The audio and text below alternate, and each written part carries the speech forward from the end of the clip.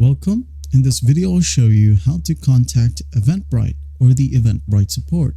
It's pretty easy to do. You can do this on your phone as well, as the steps are similar. Now, just go ahead over to eventbrite.com. Now, once you're in here, scroll all the way down until you find these section. All right. And as you can see here, help is available. Just go ahead and click on it. Now, once it loads, just go ahead and make sure to log in, as it will require you to log in. All right. And wait for your profile to appear right here at the top right.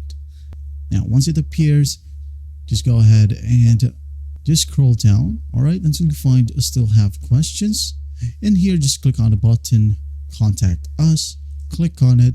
And as you can see here, it looks like you organize free events.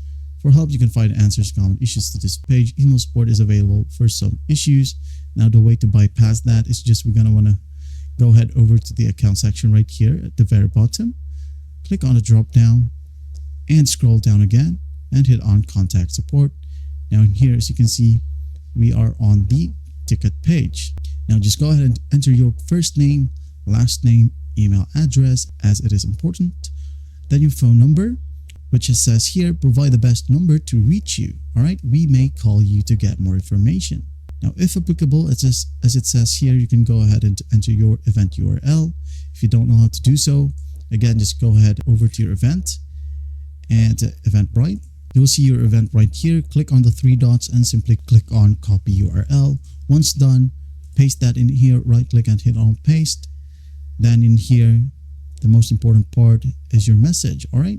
I don't want to tell the customer support what the problem is. And once you're done with everything, just click on send. Wait for about 24 to 48 hours for them to get back to you. And that's basically how you contact Eventbrite support. Well, I hope this video helps, and I'll see you in the next one.